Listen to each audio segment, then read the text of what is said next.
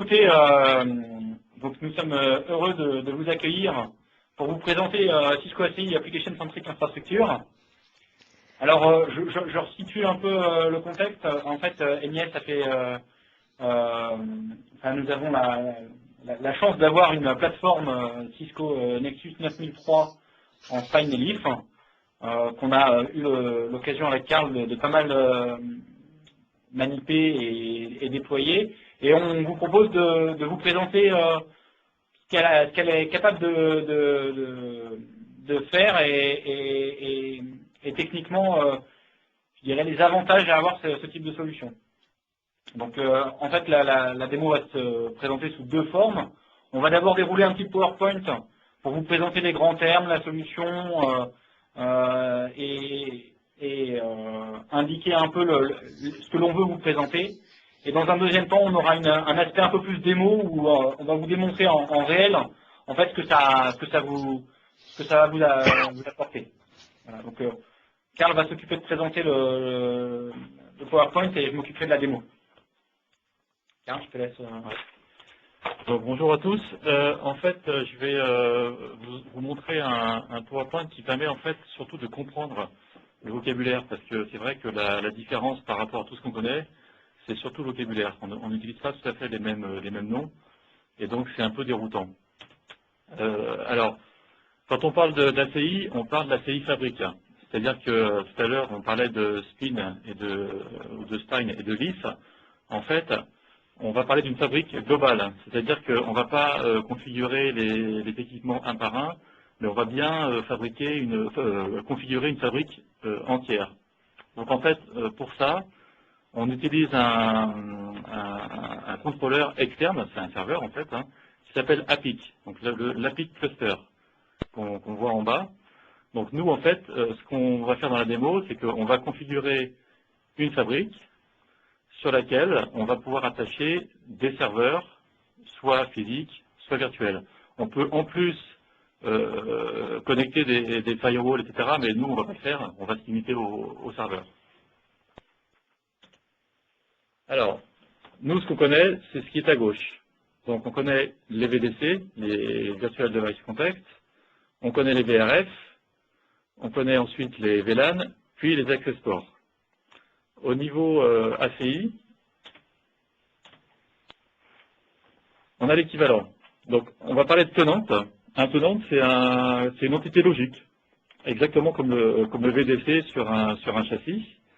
Ensuite, ce qu'ils appellent Private Network, alors jusqu'à maintenant ça s'appelait Private Network sur les ACI, mais en fait ça s'appelle maintenant VRF. Donc ils ont repris le même nom que sur les réseaux classiques. On a bien une VRF à gauche et à droite. Ensuite, on va parler de Bridge Domain. Donc les Bridge Domain, c'est effectivement l'équivalent d'un VLAN. Bon, c'est un petit peu plus que ça, mais on va dire que c'est l'équivalent d'un VLAN. Et enfin, vraiment l'élément nouveau, c'est le fameux EPG, le Endpoint Group. Donc en fait, l'idée c'est quoi? C'est que jusqu'à maintenant, on avait par exemple deux serveurs qui voulaient discuter entre eux. Si on voulait filtrer le flux, par exemple, on avait tendance à mettre par exemple le serveur numéro 1 dans le VLAN 10, le serveur numéro 2 dans le VLAN 20, et on va faire en sorte que le passage du VLAN 10 vers le VLAN 20 passe par exemple par un firewall. Là, l'idée est tout à fait différente, c'est-à-dire qu'on va plutôt grouper les serveurs par endpoint group, donc, sachant qu'un serveur est un endpoint, donc plusieurs serveurs, ça fait un endpoint group, et l'idée, en fait, c'est que pour passer d'un, on va dire EPG maintenant, donc pour passer d'un EPG à un autre EPG, on va pouvoir créer ce qu'on appelle des contrats. Donc ça, c'est un nouveau terme qui n'apparaît pas ici, mais en fait, le contrat, il faut le voir un peu comme un filtre dans un firewall. Donc pour résumer, en fait, la différence, c'est vraiment le niveau bleu qu'on voit. D'un côté, on raisonne par VLAN, comme on a toujours fait, et donc par port, affecté dans les VLAN, alors qu'à droite, côté ACI, on verra quand Loïc fera la démo, qu'on va parler d'EPG. Donc en fait, l'idée, ça va vraiment être de mettre des serveurs dans des groupes et qui pourront ou pas parler entre eux. Voilà l'idée. Alors, au niveau de la modélisation, L'ACI, c'est ça. Donc on a bien le tenant, hein, comme tout à l'heure, le private network, donc à nouveau la VRF, puis le bridge domain. Et en fait, en dessous, si on regarde à gauche l'application 1, par exemple, on voit qu'on a 3 EPG, donc 3 endpoint groups, et au milieu, le petit C qu'on voit à chaque fois entre chaque EPG, c'est le fameux contrat. Donc nous, en fait, ce qu'on va faire là, c'est qu'on va se charger de mettre les serveurs dans les endpoint groups qu'on aura sélectionnés. Et après, ben, en fonction des contrats, on pourra dire que tel EPG pourra parler avec tel autre EPG. Et tout ça, indépendamment du réseau. C'est bien là la nouveauté. C'est-à-dire que peu importe que les serveurs soient dans le même réseau ou pas, le problème n'est pas là, c'est vraiment le fait qu'ils appartiennent ou pas à un même endpoint group qui fait qu'ils pourront ou pas se parler entre eux. C'est pour ça qu'on parle d'application centrique et non pas de network centrique. Oui, alors pour les bridge domaines, là on n'en voit qu'un. Évidemment, on a plusieurs bridge domaines, on peut en avoir N, et on verra que nous, dans notre démo, on aura un tenant, une VRF, mais par contre plusieurs bridge domaines, plusieurs VLAN. Donc voilà, l'idée c'est qu'on voit ici hein, qu'on a un réseau, le réseau 10, et que finalement toute la modélisation n'est pas faite en fonction du réseau, mais bien en fonction des EPG. Alors là les EPG ce sont les rectangles verticaux, là bleus, et on a vu qu'on a par exemple sur l'application 1, c'est le fait de filtrer l'application 1 tiers A vers l'application 1 tiers B, qui fait qu'on va pouvoir faire discuter ces machines entre elles. Et pareil pour l'application 2. Donc en fait, là, ce que va faire Loïc, c'est qu'il va modéliser le fameux app 1, ce qu'on voit un peu en second, et il va il va mettre des serveurs dans des EPG, et il va faire en sorte que les serveurs puissent communiquer entre eux. Encore une fois, indépendamment du réseau auquel ils appartiennent. Voilà, du coup, je vais laisser reprendre la main à Loïc. Bien, on va commencer sur la partie structurante de la démo et là où tout le monde nous attend. Alors, je vais changer donc on va sortir du PowerPoint. Je vous propose avant tout quand même de vous présenter rapidement l'architecture physique, logique sur laquelle repose la fabrique. D'accord. Donc en gros, on est reparti, donc je vais prendre le schéma physique. Il faut savoir que c'était on va plutôt prendre le logique d'abord, ça vous permettra de comprendre ensuite le physique. On est parti du réseau d'NIS au départ et on a fait quelques petites transformations pour le rendre plus malléable à la fabrique. Ce qu'on peut voir, c'est qu'on a un ensemble de VLAN qui sont aujourd'hui identifiés comme des bridge domaines qui représentent et qui sont ceux qu'il y avait avant. D'accord. Donc on a ce qu'on appelle fabrique common, c'est un nouveau VLAN qu'on a créé qui est essentiel à la fabrique dans lequel on a mis les serveurs physiques, on a mis les Active Directory, on a mis voilà, pas mal de machines qui structurent la fabrique. Le NIS Common, c'était anciennement le 10.0.160 pour ceux qui connaissent un peu la démo. Bon, je ne vais pas rentrer trop dans les détails.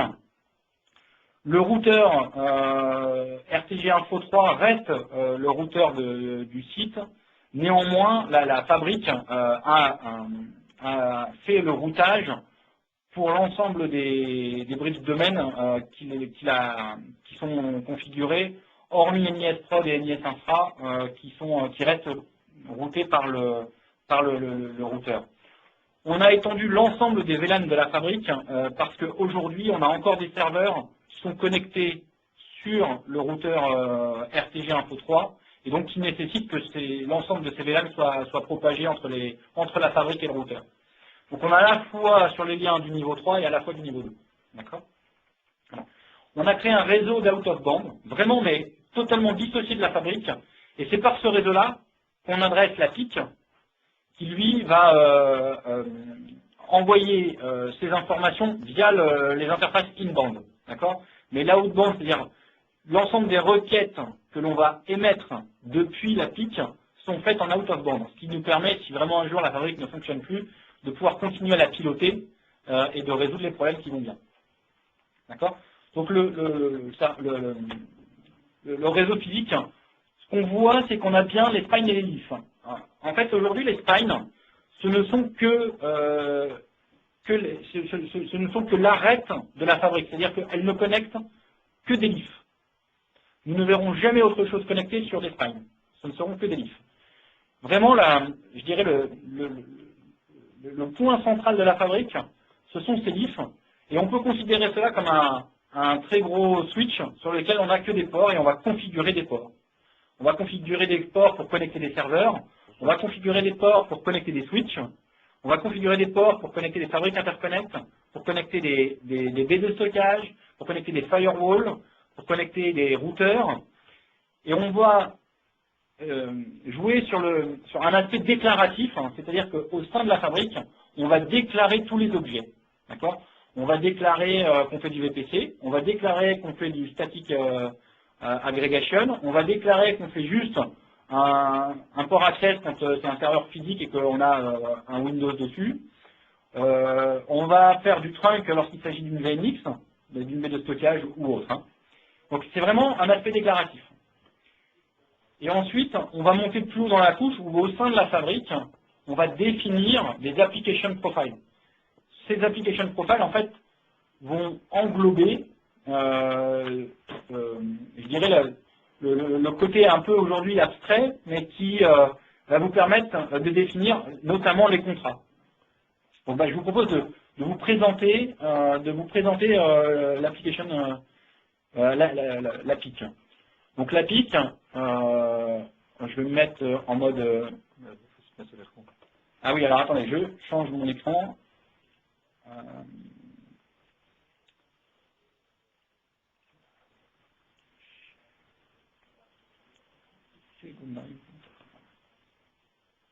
Donc là, vous voyez la...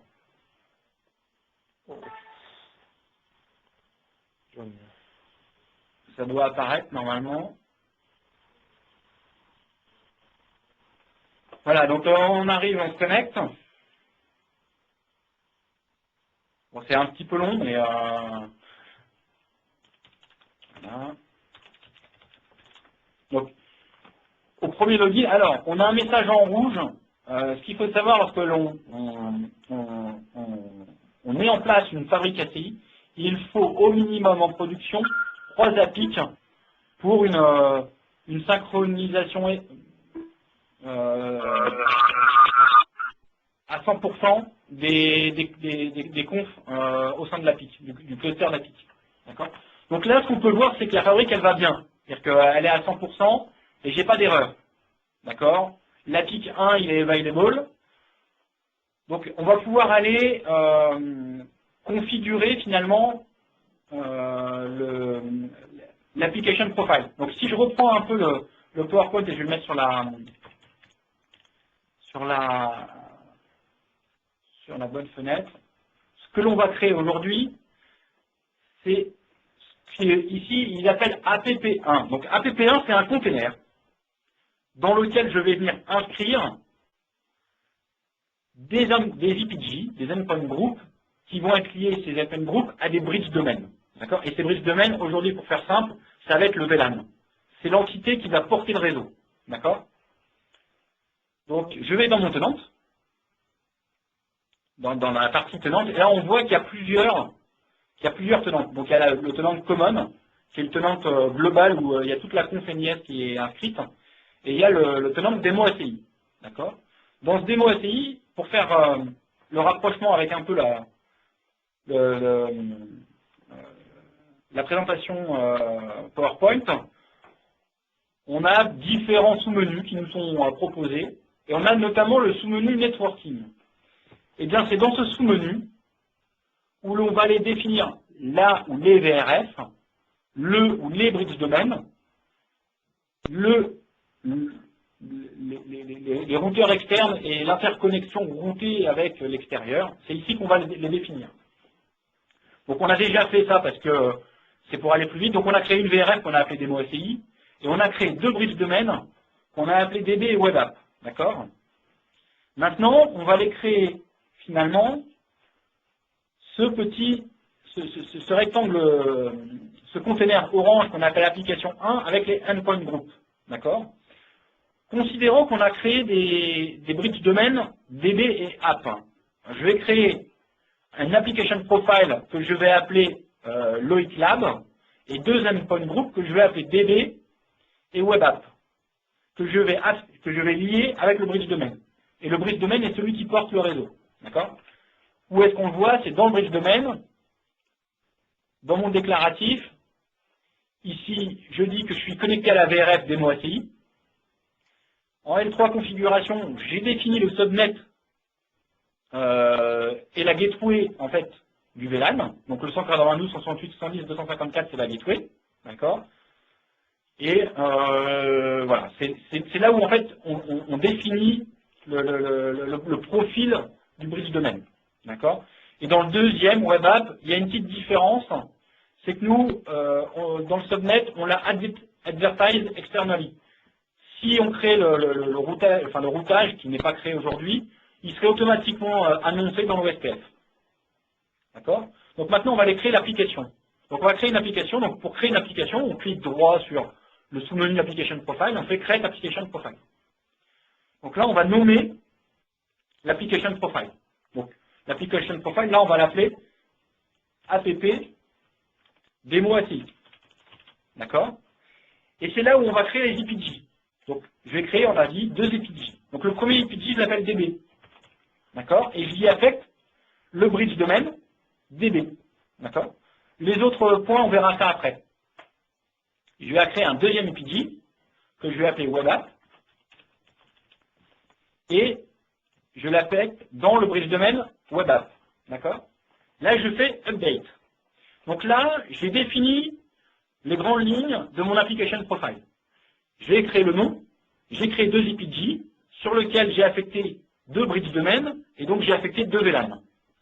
Là, on sait par rapport à la manière dont on a construit l'infra, c'est que c'est le VLAN 110 et le VLAN 111. Ça pourrait être d'autres ID. Hein, il n'y a pas de. C'est nous qui le décidons par rapport au plan d'adressage IP qu'on a affecté. Donc là, j'ai créé donc l'application profile démo ACI. Et dedans, on voit qu'on a deux applications EPG, EPGDB, EPG web app. Lorsque je regarde l'application démo ACI, j'ai une sorte de petit graphique où là, j'ai mes deux EPG, web app et DB. D'accord? Pour l'instant, il n'y a pas de link. Et alors, le principe, c'est qu'on est dans un environnement totalement virtualisé.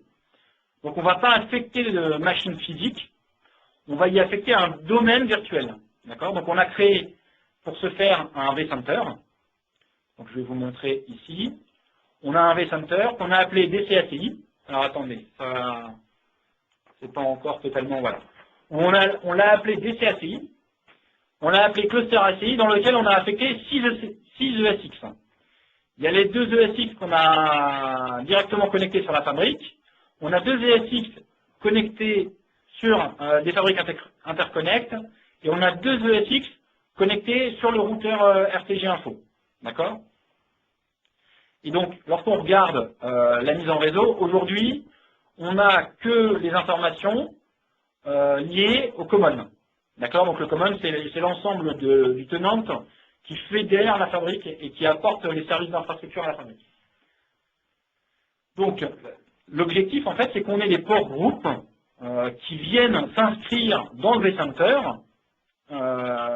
pour pouvoir, lorsque l'on crée un application profile et qu'on y affecte un domaine virtuel, automatiquement, y provisionner des virtual machines. Alors, pour ce faire, on a créé dans la PIC une liaison avec le vCenter. Donc cette liaison, elle est manuelle, elle est inscrite dans l'onglet VM Networking, dans l'onglet VMware, NIS Domain, on voit le contrôleur, on voit le vCenter 250, c'est l'adresse IP du vCenter, et dedans, donc on déroule, on voit qu'il y a 6 hypervisors, et on a un DVS, un Distributed Virtual Switch, dans lequel on a des ports groupes. Ces ports groupes ont été, à l'époque, automatiquement créés lorsqu'on a configuré le tenant common. Donc maintenant, ce qu'on veut, c'est que automatiquement soit provisionné le port groupe par rapport à nos EPG. Eh bien, je vais dans mon tenant, démo ACI, je vais dans mon application profile, dans mon application IPG, et alors là-dedans, on a plusieurs choses. On a le domaine, VMM et bar metal, on a les static paths, lorsqu'on a un serveur physique vraiment associé à cet IPG et qui ne servira qu'à cet IPG, c'est là qu'on peut venir le renseigner. Voilà, on a des différents autres critères qui pour l'instant ne servent pas. Donc là, on va y affecter le VMM domaine, qui est donc le domaine virtuel pour la fabrique ACI. Donc là, je fais add, VMM domaine association, et là, je vais aller chercher le profile que j'ai configuré dans l'onglet VM Networking. D'accord? Donc VMware NIS domaine, je pourrais en avoir plusieurs si j'ai plusieurs distributed virtual switch, si j'ai de l'hyper-V, si j'ai d'autres du KVM, d'accord? Là, on fait un déploy immédiat parce que on demande, ça veut dire que c'est au moment où il va avoir du flux qu'il va l'activer. Là, on sait qu'on va l'utiliser tout de suite, donc là, je suis dans le IPGDB, donc j'y affecte le VLAN 110. Oh là là. Allow promiscuous forget transmit et match change, c'est des informations qui vont être automatiquement provisionnées dans le vCenter. On le laisse comme ça, pour l'instant il n'y a pas de raison qu'on modifie. Donc là je fais submit. Et alors là, la petite magie, c'est que automatiquement, ici j'ai un démo ACI,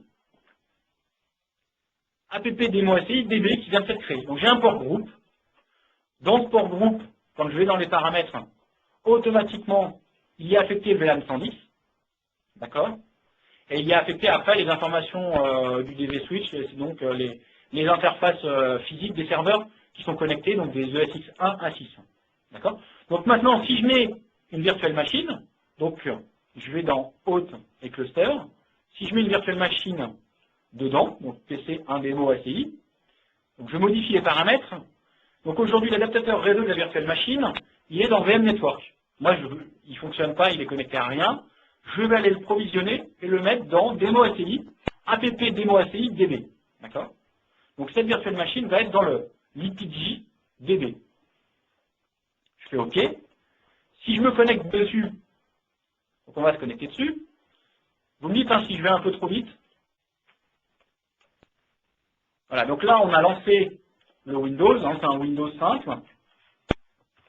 qui est inséré dans l'Active Directory, et là je vais faire un ping, un simple ping de ma passerelle.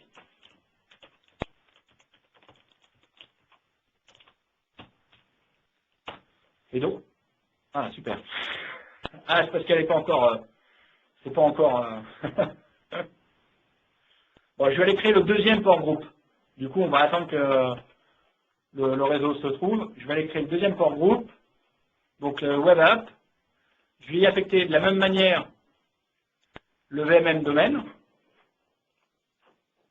immédiat, VLAN 111, je fais submit.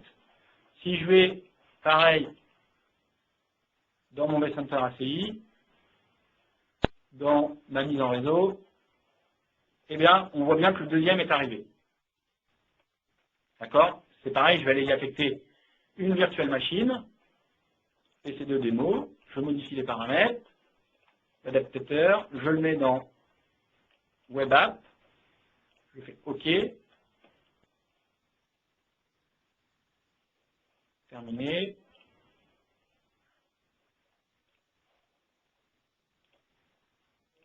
Console. Je me connecte.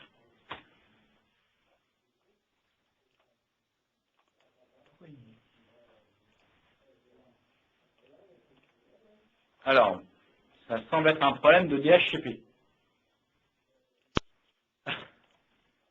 C'est super les démos. Sinon, je vais le mettre en manuel. Je vais juste vérifier que lui, il est pris ou pas. Je vérifie juste un élément avant. Donc, là où je déclare en fait mon DHCP, c'est dans le bridge domaine. Ouais, il est bien. Il est pourtant bien déclaré. Bon, eh ben, je vais aller le faire en fixe. Normalement, ça devait. Ah, est-ce que si je fais. Ah, putain, ça marchait tout à l'heure. C'est une chose dans les démos, ça marche pas. Ah. C'est super, c'est toujours dans les démos qu'on en rencontre les problèmes.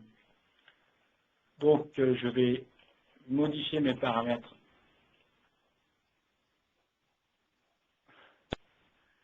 J'espère que l'IDNF ne regarde pas, parce que sinon...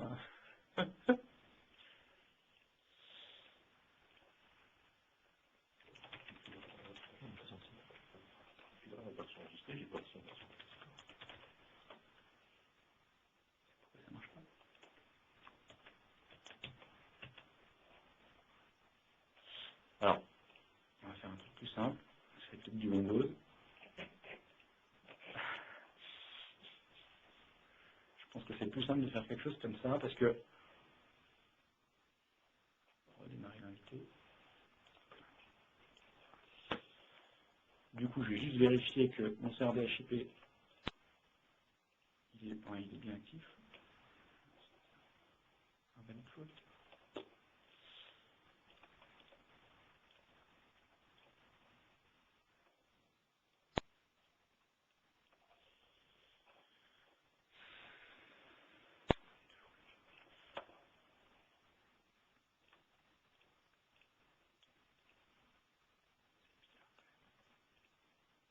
Je vérifie juste la conf qu'on a posée.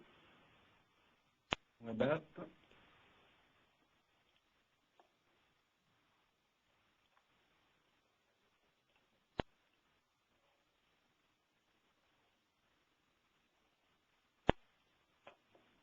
DemoDB.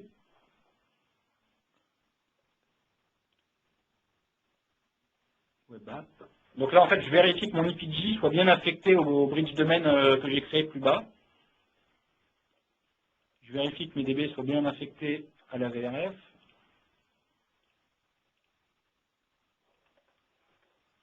Ouais, c'est bon.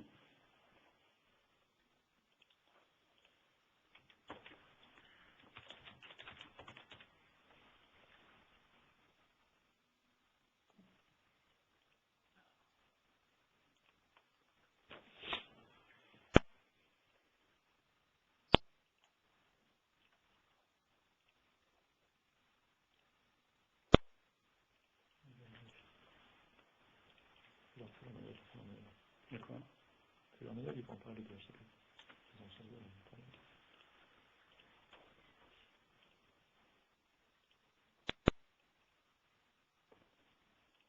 Oui, en fait, c'est ça. 112, 168, 111, 1, 111, 164.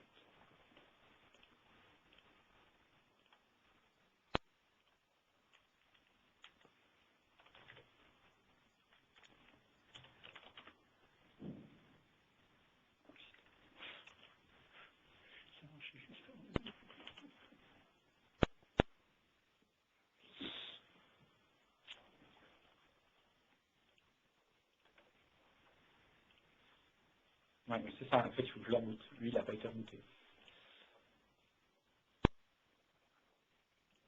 Voilà. Celui-là, il est bon si je regarde.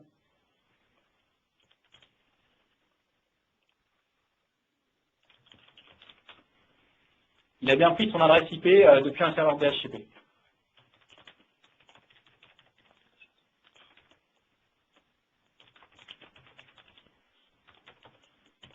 On dit, si je me ping moi-même, c'est bon. Si je ping la passerelle, c'est bon. Et si je ping la passerelle de l'autre IPG, c'est bon. Donc maintenant, on va attendre que l'autre machine remonte. Et nous, ah bah, je le ping, ça y est. Donc là, ce qu'on peut voir, c'est que finalement, j'ai créé deux IPG.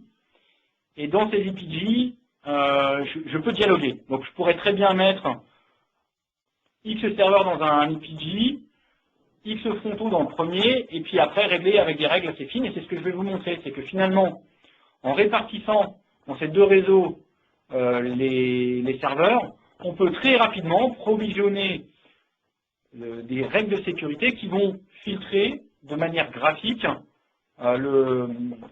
les échanges entre les deux serveurs.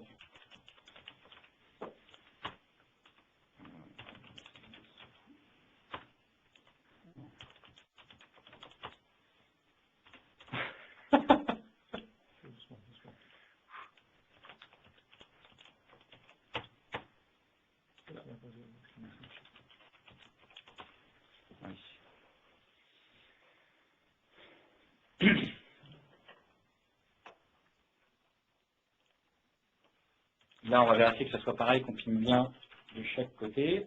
Donc, 12, 168, 111, 204. Là, je ping bien. 110, je ping bien. Donc, mais là, si je reprends le PowerPoint, ce qu'on vient de créer, c'est l'application 1. Là, je prends l'application 2, c'est ce qu'on vient de créer. Je prends l'application 2, je prends les deux inputs, des endpoints, DB et web app, et là, j'ai pas de contrat. En fait, vous avez deux modes dans la CI. Vous avez un mode unenforced, où en fait, finalement, tout est autorisé. Où vous avez un mode enforced, et là, il faut créer des contrats. Donc là, je vous propose de basculer en mode enforced. Donc, pour vous montrer, là, on a un ping permanent, et je vais basculer dans la VRF, au sein de la VRF, le Policy Control Enforcement de préférence. Donc là, je suis en unenforced, donc ça veut dire que j'autorise tout. Je vais passer en enforced. J'envoie la requête. Ce qu'on voit, c'est que ça s'applique sur les leafs 101, 102 et sur les bridge domaines, web app et DB. Donc tout de suite, on va radicalement transformer la communication entre les bridge domaines. Donc maintenant, on revoit, et voilà. Du coup, je ne peux plus rien faire entre les deux. D'où l'importance de définir des contrats. Alors, les contrats, ce sont les règles qui vont nous permettre d'autoriser tel ou tel flux. Et on a deux modes. On a un mode provided ou on a un mode consumed.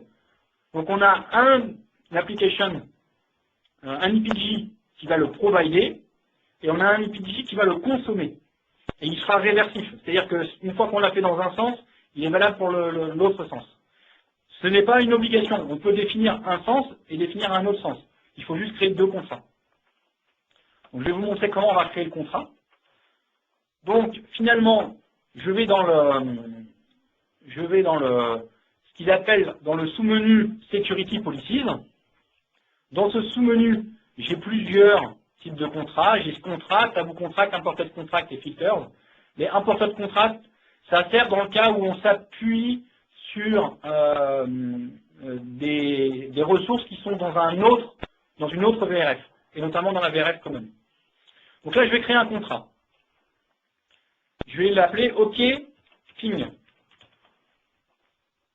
Donc là, c'est un scope, là je l'applique juste à la VRF, mais je pourrais l'appliquer aux tenantes, voire globalement. Là, comme on a créé une seule VRF, on va l'appliquer à la VRF. Et ça sera valable pour les deux IPG, après il faudra l'affecter.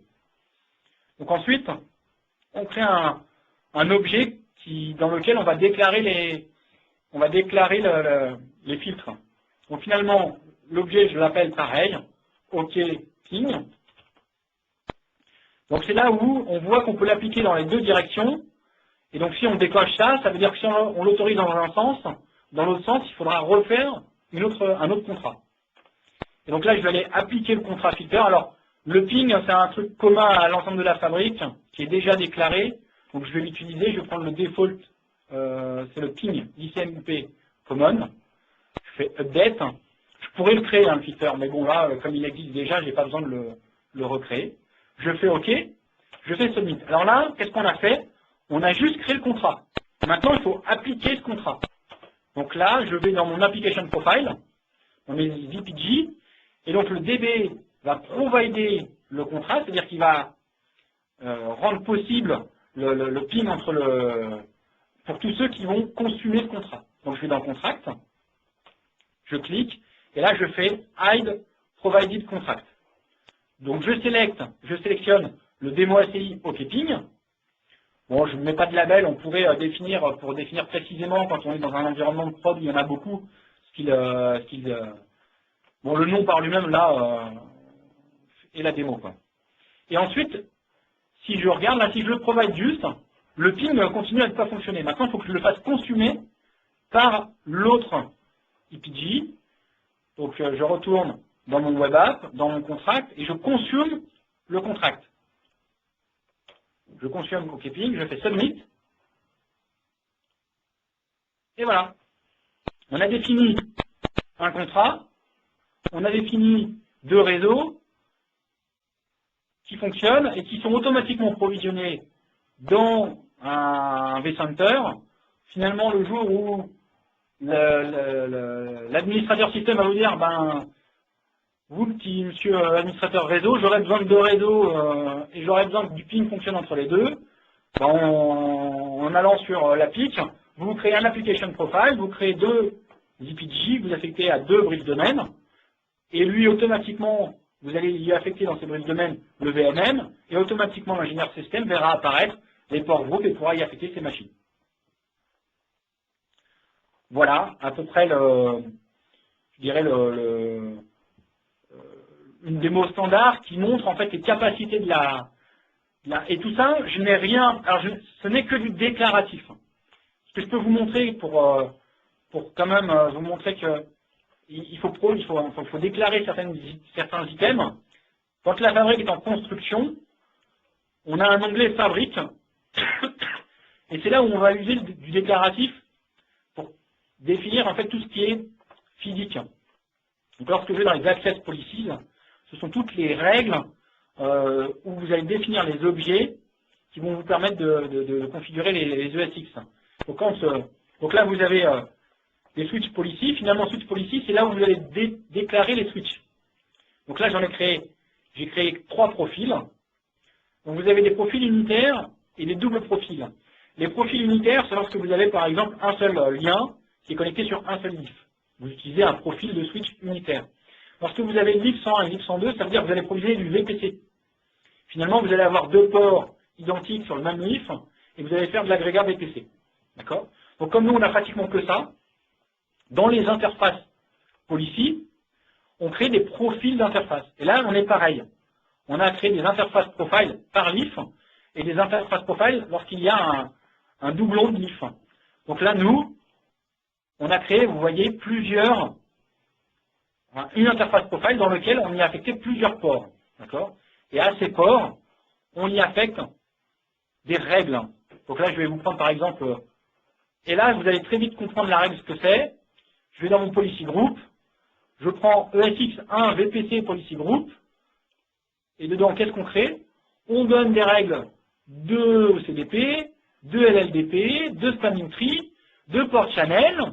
Quand je vais par exemple port channel, qu'est-ce que j'ai fait comme port channel? Là, j'ai fait du MAC pinning. Puisque c'est des ESX, j'ai fait du MAC pinning. Si je prends celui qui connecte l'extérieur, par exemple, ici, j'ai créé un autre port channel policy, extérieur pole, et là, j'y ai créé quoi? J'ai écrit du LSTP active. Donc en fait, on ne déclare que des fonctions qu'on connaît dans le switch.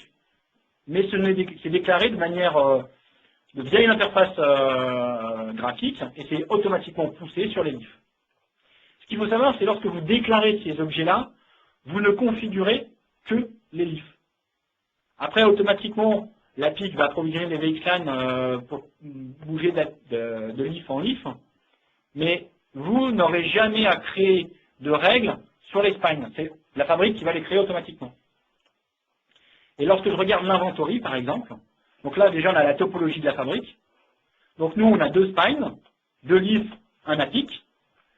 Et derrière, on a des membres, on les a créés, on pourrait en avoir plus, hein, et on a un pod. Et dans ce pod, on a les LIF. Et donc si je regarde les interfaces, par exemple, et ben aujourd'hui, on voit que on a des interfaces qui sont configurées et qui sont en PO. L'interface 1.3, c'est l'APIC, c'est pour ça qu'il n'y a pas de PO. C'est fait automatiquement via l'APIC. Et ensuite, on pourra aller très bien voir les VPC interfaces. Donc j'en ai X, et on voit qu'ils sont up, et à l'intérieur, on voit quel policy group est affecté.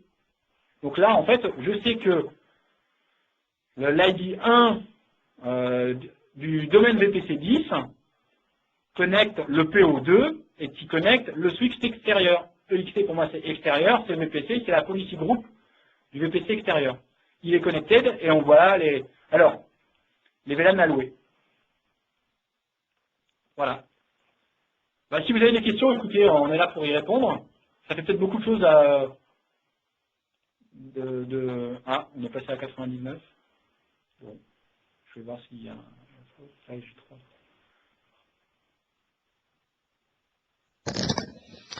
Ouais, Loïc, Alexandre. Ouais. Ce qui serait peut-être intéressant de dire, c'est quelle est la finalité de tout ça? Parce que là, ok, on a réussi à pinguer 2 machines. Mais quel est l'intérêt d'Applic en environnement de prod? C'est ça surtout qui, je pense, qui peut Alors, qui est intéressant pour un client. moi, ce que j'ai dit au départ, en fait, comme son nom l'indique, hein, c'est application centrique infrastructure. Je pense que la grosse différence, en fait, par rapport à ce qu'on a connu jusqu'à maintenant, c'est que là, quand on définit un réseau global, hein, donc pour un data center entier, finalement, on raisonne plus par applicatif que par réseau.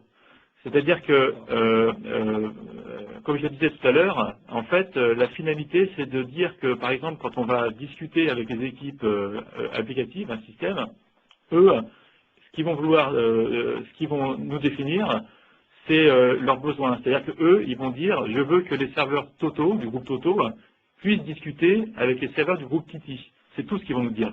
Ils ne vont pas nous dire qu'ils veulent qu'un VLAN discute avec un autre ou qu'une IP discute avec une autre.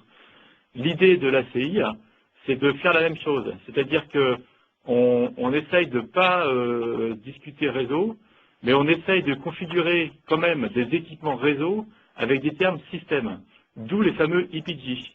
Donc en fait, quand la personne système va dire « je veux que mes Toto parlent avec mes Titi », ben moi je fais un IPG Toto, un IPG Titi, et avec ça, j'arrive à modéliser dans le réseau la même approche que les gens système. L'idée, elle est vraiment là. Et c'est pour ça qu'en fait, ça s'appelle application centrique infrastructure et non pas network centrique infrastructure. L'idée, elle est vraiment là. C'est essayer de modéliser sur des équipements réseau des besoins système. L'idée, c'est vraiment ça. Et donc, en fait, on parle beaucoup d'IPG. Finalement, on parle quasiment tout le temps d'IPG. On fait des groupes. On fait des groupes logiques qu'on essaye de faire discuter entre eux. Et il y a aussi un autre point, vraiment, je trouve, qui est le gros avantage de l'ACI, finalement pas que de l'ACI, mais de toutes les solutions de networking, de SDN networking, c'est que finalement là, ce qu'on vous a montré, c'est une petite architecture. Il y a 2 spines, 2 leafs. Bon, c'est très rapidement configurable, on se met dans 2 baies à la main, ça va vite. Néanmoins, dans les grosses infras, même chez des clients où finalement vous avez 10, 20, 30 baies, où il faut mettre des switches, vous n'avez plus à passer sur chaque switch pour faire la conf. On ne raisonne plus en port, on raisonne en groupe. C'est-à-dire que finalement, tous les ports sont en trunk, d'accord, et on ne passe plus que, finalement, on ne passe plus que de la VM. Et automatiquement, on provisionne sur vCenter, on provisionne, alors là, c'est un VLAN, on restera quand même à parler VLAN, mais finalement, le gros point fort de ça, c'est que on va simplifier l'opérationnel, puisqu'on n'aura plus à faire toutes les confs qu'on peut faire, et donc on va améliorer, on va donner un degré de cohérence à l'infrastructure qui va être assez fort, et qui va nous permettre d'être beaucoup plus réactifs qu'aujourd'hui. Si demain, je devais configurer mes VM par exemple, lorsque je prends les CI de SX, si on raisonne de manière traditionnelle et qu'on veut faire un peu de sécurité, on n'est pas obligé d'affecter, on n'affecte pas tous les VLAN dans les trunks, au port d'accès. On définit le VLAN 100, le VLAN 200, et puis les autres, on ne le fait pas. Là, automatiquement, on va créer un nouveau VLAN sur la PIC, il va être automatiquement affecté sur toutes les interfaces des ESX. Ça va créer le VLAN, enfin le port groupe dans le vCenter. On va y mettre une virtual machine, qu'elle soit sur le SX1 ou le 6, ça va fonctionner. Et je ne serai pas passé sur chaque port de chaque serveur pour y affecter le nouveau VLAN. Ouais, je pense que tu as raison, je pense que la valeur ajoutée de cette solution elle est surtout là. C'est-à-dire c'est dans la capacité de la prod à pouvoir provisionner des ressources réseau à la volée, comme ça de façon très simple. Aujourd'hui, l'un des facteurs limitants, on voit bien avec le développement des machines virtuelles, les administrateurs savent déployer une VM en 3 clics. sauf que quand on arrive au niveau du réseau, bah, il faut faire une demande de change, les gars doivent se connecter, étendre le VLAN, machin. Ça prend 2 semaines pour déployer une machine. L'intérêt de cette solution, c'est justement de pouvoir gérer le déploiement d'une nouvelle appli, d'un nouveau serveur en 3 clics, de la même façon qu'on déploie une VM. Voilà. Après, ce que je vais dire va peut-être pas faire plaisir à tout le monde, et même à moi, mais ce qu'il faut savoir, c'est que si demain, je fais une petite interface web en disant, bah voilà, j'ai besoin de tel policy group, de tel groupe, il n'y a plus besoin de nous. Hein. On peut envoyer des requêtes automatiquement en XML sur la PIC, qui va aller créer l'application profile, qui va aller créer l'IPG, qui va automatiquement affecter le VMM, ça va pusher les port groups sur le vCenter, et l'administrateur système, il a ce qu'il veut. Ouais, alors juste, je temporise un petit peu ce que tu dis. L'ingénierie, il y en aura toujours besoin. On est d'accord. Notre valeur ajoutée, c'est pas de configurer un port sur un VLAN sur un port. Hein. On nous attend pas là. Hein. On nous attend pas là. Donc ça, c'est les administrateurs qui font ça, c'est les opérations. Chez nos clients, bah, au lieu de le faire en se connectant au switch, ils le feront via l'ACI, la PIC. Voilà. Mais notre métier qui est de faire de l'ingénierie, concevoir le tenant, concevoir l'architecture, ça reste toujours vrai. On est d'accord. Là-dessus, on est d'accord. Après, aussi un autre gros point fort de l'ACI, c'est le décommissioning. Là, je vais vous montrer très, très simplement. C'est pas compliqué. On a créé un environnement applicatif pour un événement. Mettons, pour les JO, là, on avait un super data center, on leur a créé un super... voilà, on leur a mis 2 serveurs, on les a connectés via un niveau 3, même à distance, peu importe la distance, ils n'en ont plus besoin. Donc on décommissionne les machines. D'accord? Donc je vais décommissionner les machines. Finalement, donc, la seule chose que j'ai à faire pour que ça soit fait correctement, c'est sortir de mon vCenter les machines de là où elles se trouvent. On part du principe qu'on n'a plus besoin des machines, donc on les arrête. Donc je la mets hors tension. J'en ai plus besoin. Bon, je fais ça un peu à la barbare parce que c'est juste un 7, donc il l'accepte, quoi. Mais pour un serveur, on sera un peu plus délicat. Je le sors du nouveau port groupe, du port groupe. Alors, cette opération-là, là c'est du système. Je pense que ça peut être fait un peu plus automatisé. Mais, bon, voilà, on n'est pas système, on est plutôt réseau. Donc maintenant, je vais dans ma mise en réseau. J'ai toujours mon démo ACI qui est ici. D'accord? Je vais dans mon... Alors, ce que je peux faire avant tout, parce que je ne veux pas faire de bêtises et je veux... c'est sauvegarder ma conf. Alors, on va sauvegarder, je crois que c'est dans admin. Je fais un config rollback. Je fais un snapshot. Alors, je vais le faire en interne du tenant de démo ACI. Je fais create a snapshot now. Voilà, j'ai créé un snapshot. D'accord? Je vais dans mon tenant. Et là, je me dis, on n'aurait plus besoin, moi, de mon tenant. Yes. Donc, le tenant, là, j'en ai plus besoin. Je fais clic droit, delete. Paf. Et là, maintenant, je vais dans mon vCenter. Ah, il n'y a plus rien. Automatiquement, ça a déprovisionné l'ensemble de l'architecture. C'est de l'exploitation. Ok, nous, on n'aura pas à le faire, mais c'est ce qu'il va faire. Enfin, c'est ce qu'il va vendre auprès du client. Finalement, le client, lui, ce qu'il attend, c'est qu'on lui dise, ok, vous allez investir dans une solution, vous ne la connaissez pas, vous avez peut-être un peu peur de rentrer sur ce terrain-là, mais vous allez gagner.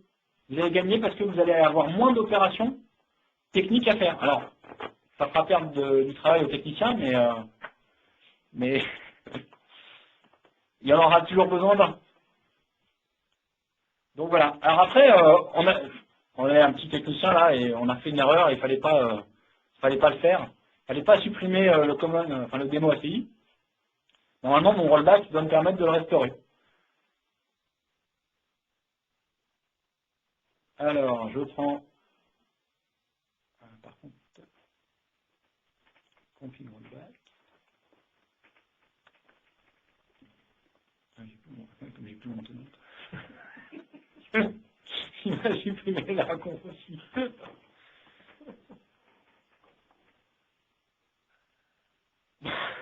C'est Didier, là.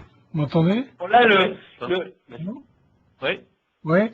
J'avais une petite question.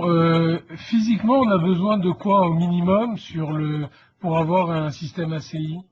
En fait, c'est exactement ce qu'on a là, sauf qu'il faut 3 APIs et pas un API, donc 3 serveurs en fait. En fait, il faut 2 spines, hein, c'est soit des châssis, soit des switches. C'est celui-là, là, en photo là. Et 2 leafs minimum. Prends la diapo qui montre. Et c'est forcément de la gamme Nexus 9000. C'est forcément cette gamme-là. Donc en fait, c'est pour tout ce qui est spine, c'est forcément les châssis qui sont à gauche là, sauf celui-ci qui n'est pas un châssis, mais c'est d'ailleurs celui-ci que nous avons nous. Il en faut 2 minimum pour la redondance. Et pareil pour les leafs, on peut prendre un peu tout ce qu'on veut là. C'est toute la gamme ici. Et pareil, nous on en a deux de chaque, on a 2,93, 72 pays. Voilà, ça va. On a 2 comme ça, avec 2 comme ça qui font les leafs et 2 spines. Plus 3 APIs. Plus 3 APIs, hein, donc il faut 3 serveurs. Hein, alors ça c'est pour un environnement de prod au départ. Oui, non mais c'est minimum. C'est minimum. On ne peut pas faire avec un API, il faut 3 APIs minimum. Donc c'est 3 serveurs. En fait, ce sont 3 UCS, hein, 3 serveurs s'il faut. Et avec ça, tu es capable de monter un data center. C'est quand même un data center en 40 gigas entre les spines et les leafs et 10 gigas fibres. Donc 48 ports x 2, 93 ports, 10 gigas en accès. C'est-à-dire qu'avec ça, là, avec ce qu'on a nous là dans notre lab là, on sait monter 48 serveurs, donc 48 ESX par exemple, double attaché, 10 gigas. Et les APIs, c'est des serveurs physiques, pas des VM. Non, ça marche pas. Malheureusement, non. Tu es obligé d'avoir 3 UCS pour que ça fonctionne. Ouais. Donc, le minimum, c'est 2 spines, 2 leafs, 3 APIs. Là, on a l'UCS qui est chez nous, c'est celui-là. Voilà. C'est ça x3 là. UCS C220 M4. Après, vous avez des tailles d'APIs suivant la complexité et le nombre de virtual machines qui sont des PG qui sont portés par la PIC. Bon, mais là, c'est déjà avec ce modèle-là, on est capable d'être très scalable. Et c'est déjà installé, ça, ou c'est un truc? C'est vendu installé, oui. C'est vendu installé, oui. Voilà. Il n'y a absolument aucune intervention CLI, ni web d'ailleurs, sur les spines et les leafs. En fait, alors on peut, hein. En fait, oui, on peut, mais ce que je veux dire, c'est que pour monter la maquette qu'on a montée, le seul accès dont on a besoin, c'est l'accès out of band sur la PIC. Et après, c'est la PIC qui se charge de pousser les configurations sur l'ensemble des équipements, qu'on en ait 4 ou plus simple. C'est ça, le NIS AOB, là, le 1100. Donc on a mis toutes les machines, tous les UCS, tous les CIMC dans ce VLAN vraiment out of band porté par le routeur, parce que on n'avait pas non plus velléité à créer à mettre un autre switch, parce que bon, on est quand même sur une plateforme, c'est quand même extérieur à la fabrique. Aujourd'hui, on peut avoir un problème au sein de la fabrique, on sera quand même capable de la piloter et de voir pourquoi il y a un problème. Après, en termes d'interco, généralement, ce qui est le plus souvent proposé, c'est de faire de l'OSPF parce que c'est assez standard et ça permet de s'interconnecter avec la majorité des routeurs du marché, quoi. On peut faire du BGP. Enfin, pour vous montrer rapidement, en fait, lorsqu'on configure un L3 out, c'est-à-dire la connexion qui va nous permettre de connecter la fabrique à l'extérieur, et ben on va dans Networking, External Router Network, vous voyez, on crée un objet. En fait, la PIC, il faut vraiment voir ça comme du déclaratif. C'est-à-dire que vous allez concevoir physiquement votre infra, ça ne va pas changer notre ingénierie. C'est-à-dire que lorsque le client il va nous appeler, il va nous dire, bah voilà, j'ai 100 baies, j'ai besoin de mettre des switches, je mets quoi comme switch, je mets quoi comme cœur, comment ça va s'interconnecter, ça vous êtes obligé de le faire avec le client. Une fois que vous l'avez fait, finalement, ce qu'il faut faire, c'est ça. C'est un petit schéma, je vous l'avais déjà montré, je pense, dans lequel, en fait, vous préparez vos confs. Là, dans ce schéma, qu'est-ce qu'on peut voir? Comme là, le port 1, le port 2, le port 24, le port 48, je fais du VPC, je crée un switch profile sur 2 leafs qui sont détenteur du VPC domaine. Je crée un interface profile, donc c'est un groupe de profiles dans lequel je vais affecter des ports et des policies. Ces policies, ça va être le LHCP, ça va être le CDP, ça va être le LLDP, c'est que du déclaratif. Après, on peut rentrer en profondeur dans ces objets et mettre différents critères. L'AEP domaine, c'est un truc un peu particulier, en fait, qui permet de lier un ensemble de VLAN avec ces profiles. Voilà, c'est ce qu'il faut retenir aujourd'hui. D'accord? Une fois qu'on a fait cette définition, on passe dans du déclaratif. Et moi, qu'est-ce que j'ai fait pour passer dans du déclaratif? Eh bien voilà, on fait un fichier Excel dans lequel on définit l'ensemble des groupes et des paramètres qu'on met dedans. Et après ça, on peut très bien le transposer en XML et le pousser automatiquement dans la fabrique, sans même aller via l'interface web définir notre conf. Voilà. Donc c'est vrai que c'est assez souple à l'exploitation. En revanche, l'ingénierie, comme tu disais Alexandre, sera toujours là et on en aura toujours besoin. Donc je reviens sur mon objet déclaré pour sortir. Donc quand je l'étends, en gros, je déclare des node profiles. Donc ce sont les leafs qui vont sortir, qui vont servir à faire le transit. Et voilà. Bon, après, ceux qui veulent, voilà, bon, je voulais vous montrer, on a déjà un peu dépassé le temps, donc. Ouais, on va conclure, Loïc. On va conclure là. Voilà. En tout cas, n'hésitez pas si vous avez des petites questions, je suis à votre disposition. Moi, je trouve que c'est une solution qui a un vrai sens dans les environnements de data center où on veut apporter aux clients de la valeur ajoutée. Voilà. De la cohérence sur son infra, c'est-à-dire qu'aujourd'hui, on est capable de commissionner et de décommissionner sur l'ensemble des switches sans faire d'erreur. Et ça, bon, je ne dis pas qu'on fait des erreurs, mais dans le cycle de vie d'une architecture, il y a toujours à un moment donné des choses qui restent et qu'on ne supprime pas. Et là, oui, ça permet surtout avec une très grande flexibilité et une très grande rapidité. On s'est provisionné très rapidement. Et puis, ce qu'il ne faut pas oublier, c'est que vraiment, l'avantage de l'ACI, c'est de pouvoir faire de l'ACL à l'appel, quoi. Les contrats, il faut voir ça comme des ACL. C'est-à-dire que finalement, vous définissez, même au sein d'un même IPG, vous pouvez faire des ACL. Alors, c'est pas encore en vigueur, mais ça va arriver, vous pourrez faire des ACL entre deux machines d'un même IPG. Donc, on va vraiment avoir une très grande flexibilité au niveau des contrats et donc des ACL. C'est ça aussi un des gros atouts de l'application centrique infrastructure. Le pendant de ça, c'est que vous faites on-off, enfin vous faites off sur l'ensemble des flux, et donc il faut bien connaître vos flux. Et puis ce qu'on n'a pas montré, en fait, parce que bon, après ça peut aller très loin, mais de la même façon que quand il a créé ces ports, ces applications de profile, ça nous a poussé automatiquement les confs sur les vCenter, mais de la même façon, quand il crée un contrat, par exemple HTTP, on est capable d'aller pousser une conf sur un firewall en mode transparent, de la même façon. C'est-à-dire qu'en gros, il va créer un contrat HTTP, paf, ça va me créer la règle HTTP dans l'ASA, ou dans le checkpoint, ou dans le Fortinet, ou, enfin bref, ils ont signé avec pas mal d'éditeurs. Et de la même façon, nous, on a juste à aller sur l'APIC, et c'est l'APIC qui va se charger de configurer le vCenter d'un côté, le firewall de l'autre, et même les load balancers. Donc l'idée, elle est là, c'est que nous, en fait, on agit sur l'APIC, et l'APIC va se charger de coordonner tous les éléments qu'on aura bien voulu connecter sur les ACI, sur les LIF. J'ai une question rapide. Oui. C'est Arnaud. Juste au niveau de la mise à jour de l'infrastructure au niveau des OS, Oui. est-ce que c'est global? Alors c'est pareil, c'est qu'en fait on choisit, c'est-à-dire que nous on l'a fait ici là. L'idée c'est que si on a un serveur double attaché par exemple, donc sur 2 LIF, on va pour le mettre à jour, on va sélectionner par exemple les LIF impairs d'abord, ça va se mettre à jour, et après on va passer sur les pairs et ça va se mettre à jour. L'avantage c'est que c'est clic droit, mise à jour, apply, et on attend un peu et hop c'est à jour. On n'a pas à gérer, on n'a pas à pousser le firmware en TFTP sur chaque châssis, puis sur chaque LIF.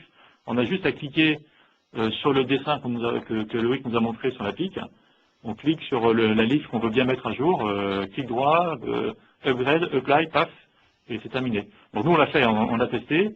Moi je l'ai fait pour un ESX, j'ai perdu 3 pings. Le temps et en fait j'ai perdu un ping, pourquoi? Parce que le ESX a basculé instantanément. Par contre c'est la VM à l'intérieur de l'ESX qui a mis un peu de temps à détecter la bascule. Mais j'ai réussi à mettre toute mon infra à jour simplement en faisant des clics droits, apply et attendre que ça se passe, quoi. D'accord, merci. Et autre petite question rapide aussi. Quand tu étais allé voir les démos il y a un moment chez Cisco, là, à l'époque où on était chez Bouygues, en rigolant, tu m'avais dit à débugger, ça risque d'être difficile. Est-ce Alors que non, tu as ouais, pratiqué? non, c'est l'inverse. En fait, c'est l'inverse, c'est que l'avantage aussi, c'est que l'ACI, en fait, il est au courant de tout ce qui se passe autour de lui. C'est-à-dire que jusqu'à la VM, il est capable de me dire, enfin, quand il y a un problème, il va me dire, c'est le port de la VM, de l'ESX-X qui pose problème. Ou alors, c'est le port de la LIF 101 qui pose problème. Ou c'est le spine qui est tombé. Il va depuis le châssis, on va dire, du spine, jusqu'au port de la VM qui est dans un ESX quelque part. Et il sait exactement, il sait me dire exactement sur quel ESX on a un problème. Donc c'est même, voilà, là on a montré un peu, là, on a schématisé un peu ce que voit l'ACI. Mais en fait, l'idée c'est ça, quoi. C'est que finalement à débugger, honnêtement, dès qu'il y a une faute, il nous met un petit 1, on clique dessus et il nous dit exactement ce dont il est question. Merci. Voilà. Ok, s'il n'y a pas d'autres questions, je vous propose qu'on en termine là. Ok. Bon, on se tient à votre disposition. Moi encore pour 2 semaines, mais Karl pour beaucoup plus. Ben, merci beaucoup de nous avoir suivis. Merci à tous. Merci Karl, merci Loïc.